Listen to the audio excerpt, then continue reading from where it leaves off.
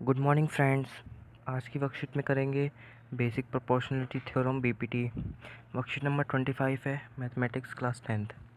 चलिए स्टार्ट करते हैं आज की वर्कशीट। बेसिक प्रोपोर्शनलिटी थ्योरम, इसको थिल्स थ्योरम भी बोलते हैं, ठीक है। और थ्योरम, इसकी स्टेटमेंट जो है, if a line is drawn parallel to one side of a triangle, मतलब कि इफ़ अ लाइन, ये वाली line is drawn parallel to one side of a triangle, मतलब इस साइड के parallel, to intersect the other two sides, इन दोनों साइडों को टच कर रही है, other two sides at a in distinct point. ये डिस्टिंक्ट पॉइंट हो गया, ये ई, एक ये वाला पॉइंट हो गया डिस्टिंक्ट, और एक ये वाला पॉइंट हो गया distinct. The other two sides are divided in the same ratio, मतलब कि जो ये वाली साइड है और ये वाली साइड, इन दोनों को जब रेशो करेंगे वो इस वाली साइड अपॉन इस वाली साइड के बराबर होएगा, ठीक है। आई होप कि आपको स्टेटमेंट का मतलब समझ आ चुका है। अब करेंगे हम उसको प्रूफ।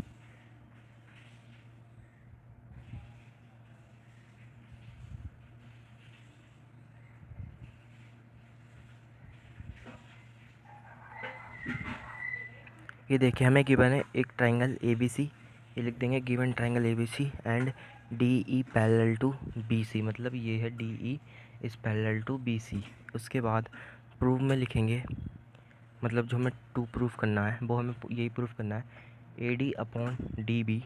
ये देखिए, A D upon D B is equals to A E upon E C, मतलब कि इसका रेशो इस वाली साइड का रेशो बराबर होना चाहिए, ठीक है। उसके बाद है कंस्ट्रक्शन। कंस्ट्रक्शन करेंगे हम join B E and C D. जो बी ई है, ये वाली बी ई, इसको और सी डी, इन दोनों को जॉइन कर देंगे। And drew D M at altitude at C, मतलब कि जो डी एम है, ये वाला डी एम, इसको हमने 90 डिग्री का एंगल बनाया है इस पे ए सी पे। ये वाली लाइन है, मतलब ये वाली जो साइड है, इस पे हमने एक 90 डिग्री का एंगल बना दिया।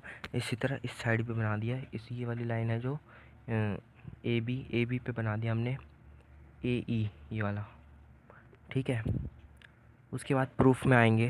प्रूफ में सबसे पहले दे रखा है area of triangle A D E, मतलब ए डी ई, इस वाले ट्राइंगल का area is equals to 1/2 into base into height. ये तो फार्मूला होता है, ये हमें पता है। अब प्रूफ में आएंगे। प्रूफ में ये देखिए, प्रूफ में हमें दे रखा है area of triangle A D ई, ये ट्राइंगल है। अब इसमें इसका फार्मूला होता है ट्राइंगल के एरिया का 1/2 बेस इंटू हाइट। देखिए, इस ट्राइंगल के हिसाब से हमारे लिए बेस हो जाएगा ए डी। ये देखिए, ये ए डी बेस हो गया, और ई एन हमारी हाइट हो जाएगी, ई एन, ये डी, ई एन हमारी हाइट हो जाएगी, और 1/2 तो है ही। सिमिलरिटी, मतलब इसी प्रकार से area of triangle B D E, इस वाले ट्राइंगल का एरिया जो हम लेंगे तो 1/2 इंटू बेस इंटू हाइट करेंगे। अब इसमें बेस हो गया डी और बी, ये इसका बेस मान लिया हमने इस वाले ट्राइंगल में हमने डी बी बेस मान लिया, तो और ई एन हमने हाइट मान ली, ई एन, ई ये रहा और एन ये रहा। हमने ट्राइंगल से बाहर इसलिए हाइट मानी है क्योंकि वो परपेंडिकुलर है, 90 डिग्री का है, ठीक है। वरना इस ट्राइंगल में अगर देखेंगे तो कोई भी परपेंडिकुलर नहीं है, और ऊपर देखेंगे ये, इसलिए हमने ऊपर वाला ले लिया, इसलिए हमने पहले कंस्ट्रक्शन करी थी।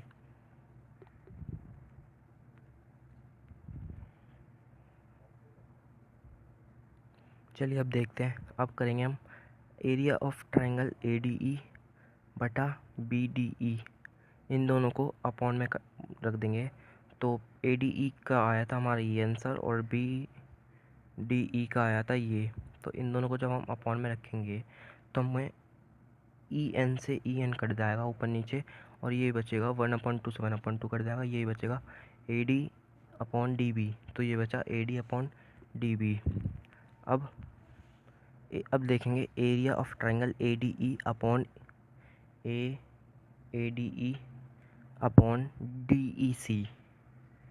DEC। अब इस वाले को लेंगे, अभी हमने इस वाले को लिया था, लेकिन अब हम ले रहे हैं इस वाले को। ठीक है,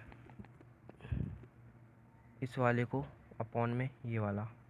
ठीक है, जब ADE को लिया तो 1/2 बेस इंटू हाइट का फॉर्मूला जब हम लगाएंगे तो 1/2 इंटू बेस मान लिया हमने AE, बेस मान लिया AE ये हमारा बेस हो गया AE, और हाइट हो गई इसकी DM, ये इसका एल्टीट्यूड जो है, ये इसकी हाइट हो गई। इसी प्रकार से ट्रायंगल DEC में देखेंगे, जिस प्रकार से हमने इसका बेस पिछली बार जब हमने ये वाला ट्रायंगल लिया था तो हमने बेस इसका ये लिया था DB। इसी प्रकार से ये हमारा EC हमारा बेस हो जाएगा, EC, और DM हमारी हाइट हो जाएगी। जैसे DM, जैसे पिछली बार हमने इसको ली थी EN को, इसी प्रकार से अब की बार हम DM को हाइट हो जाएगी। ठीक है, तो आगे बढ़ेंगे। DM से DM कैंसिल हो जाएगा और 1/2 से 1/2 कैंसिल हो जाएगा, तो बचेगा AE/EC। ये हमारी फर्स्ट इक्वेशन हो गई थी और ये हमारी सेकंड इक्वेशन हो गई। अब हम देखेंगे इन दोनों को इक्वेशन को।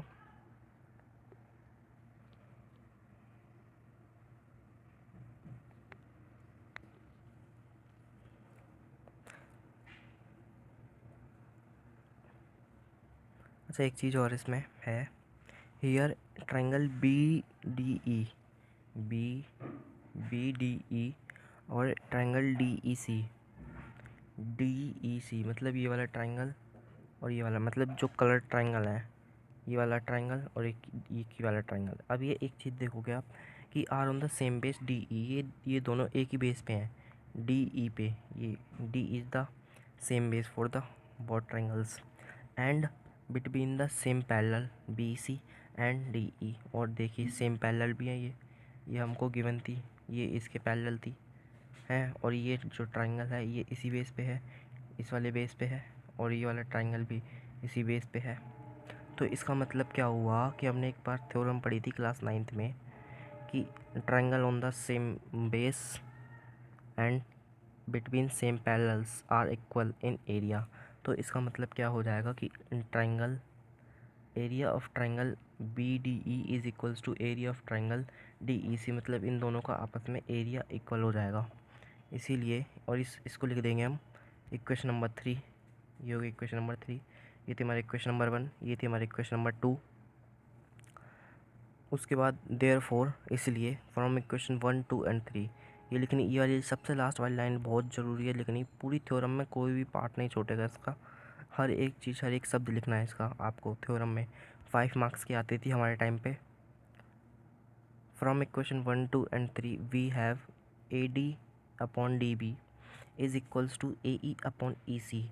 It can be also extended as AD/AB is equals to AE/EC. Hence proved.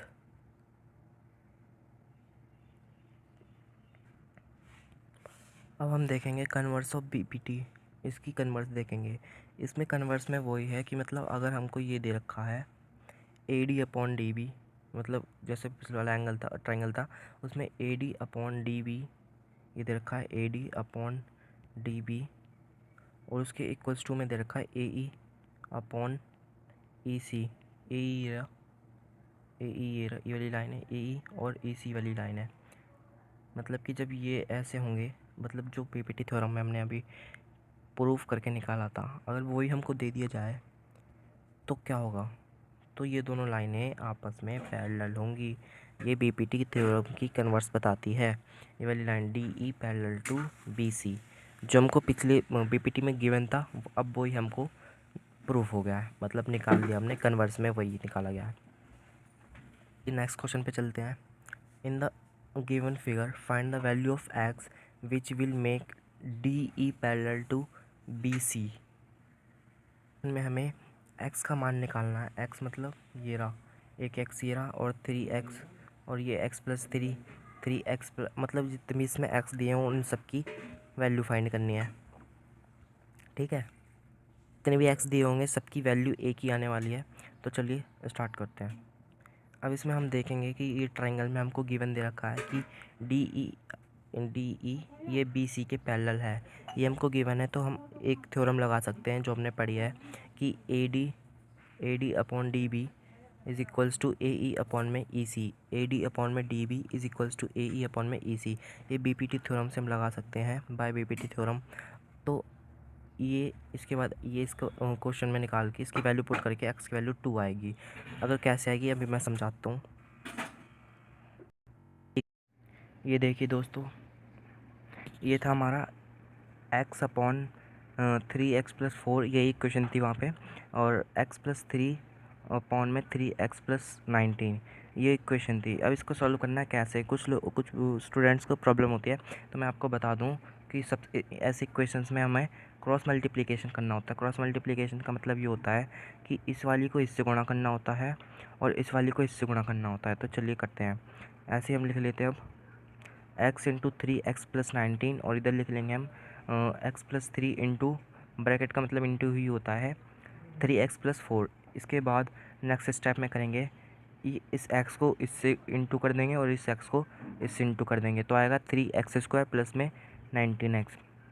और उसके बाद करेंगे, एक बार इस वाले x से करेंगे इस पूरे को इंटू, और एक बार प्लस करके इस वाले x से इन दोनों को मल्टीप्लाई करेंगे। तो कैसे करेंगे ये देखिए, ये हो जाएगा 3, इसको ऐसे लिख देंगे x इंटू 3x+4 और प्लस का निशान डाल के 3 इंटू 3x+4। नेक्स्ट स्टेप में ये तो सेम ही स्टेप है, ये वाला हमने ये सेम उतार दिया ऐसे ही।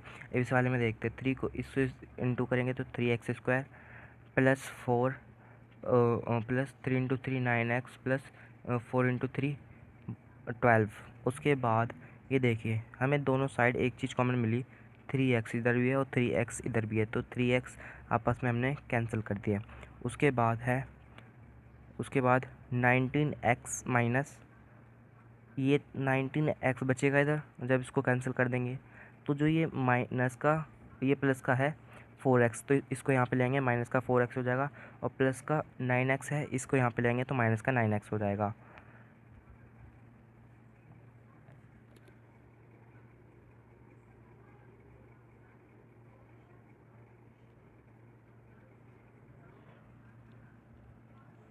अब देखेंगे हम 19x as it is minus, अब ये माइनस का 4 और माइनस का 9 है, माइनस का 4x प्लस मतलब प्लस ही होंगे क्योंकि माइनस माइनस प्लस होता है, तो माइनस का 9x माइनस का 4 हो जाएगा माइनस का 13x। ठीक है, अब इसमें हमको क्या करना है, ये तो 19x था और ये 13x है, इज इक्वल्स टू 12 चल रहा है क्योंकि ये दोनों हम उधर ले गए थे और ये कैंसिल ही हो गया था, 3x तो बचा था इधर 12, तो इस साइड तो बचा 12 और इस साइड बचा 19x माइनस 13x, और 19x minus 13x is equals to 6x, मतलब 19 में से 3 गए तो 6।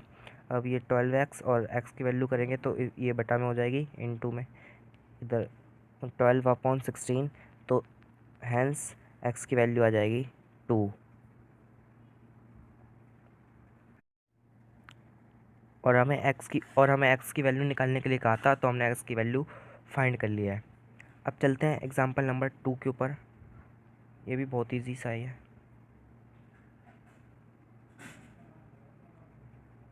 एग्जाम्पल नंबर 2 में कह रहे हैं, इन अ ट्राइंगल ए बी सी, ये ट्राइंगल है A B C, side A B and A C are intersected by a line at D and E. Side A B, ये रही ए बी, एंड ए सी ये दोनों इंटरसेक्ट करते हैं एक लाइन से, वो लाइन है डी ई। ठीक है, which is parallel to side B C, और ये बी सी के पैरेलल है, बी सी के ये वाली साइड पैरेलल है। तो हमें एक चीज़ याद आ गई कि जब दो साइड पैरेलल हो एक ट्रायंगल में, तो हम बीपीटी थ्योरम का यूज़ कर सकते हैं। चलिए आगे देखते हैं क्या कहा हमने, which is parallel to B सी,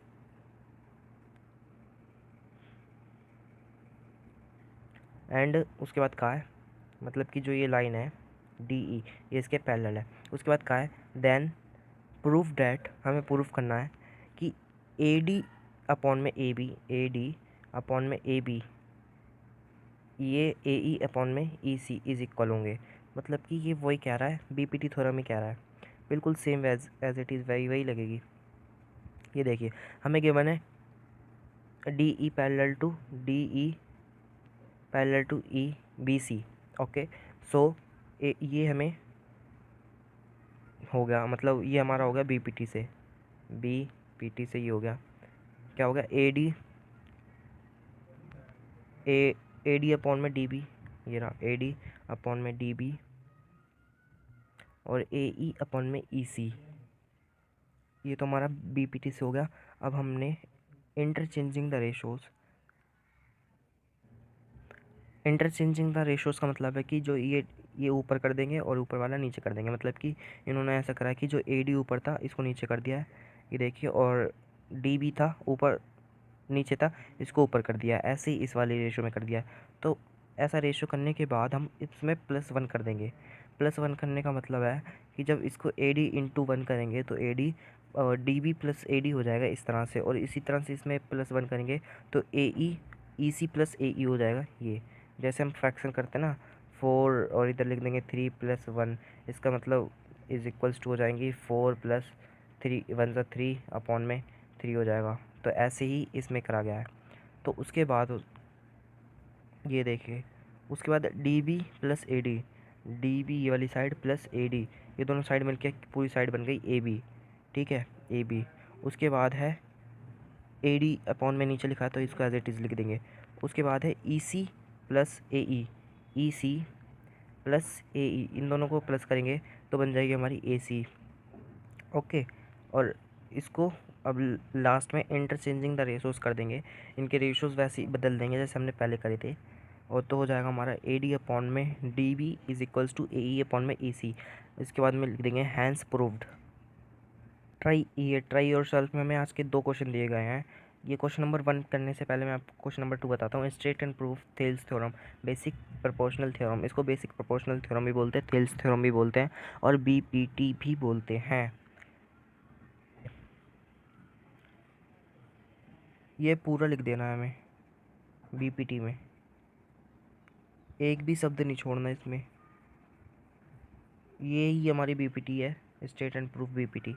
ये 5 नंबर की आती थी हमारे टाइम पे। अभी तो तुम्हारा एमसीक्यू है, लेकिन शायद नेक्स्ट टाइम में हो ये। अब हम करेंगे क्वेश्चन नंबर 1। क्वेश्चन नंबर 1, और क्वेश्चन नंबर 1 में कह रहा है इन द गिवन फिगर है S T parallel to Q R. S T parallel to Q R, हमारे दिमाग में एक चीज़ आ गई, जब ये दोनों इसके पैरेलल है तो उसमें बीपीटी लग सकती है। Find the value of x, और एक्स की वैल्यू फाइंड करनी है, ये रहा हमारा एक्स। तो हम लिख लेंगे सबसे पहले given in triangle P Q R, ये हमें एस गिवन है, पी टी गिवन है और टी आर गिवन है।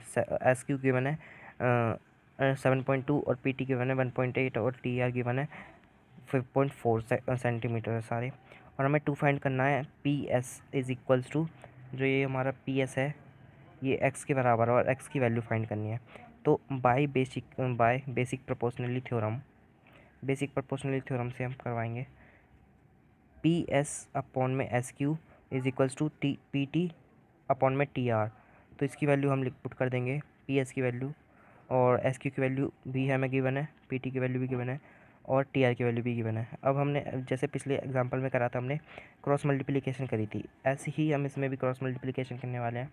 ये देखिए, इसको इनसे गुणा कर देंगे और इसको इससे गुणा करेंगे, तो ये देखिए इसके बाद ये हो जाएगा 5.4x और ये हो जाएगा, इसको इससे गुणा करेंगे तो वो 12.96।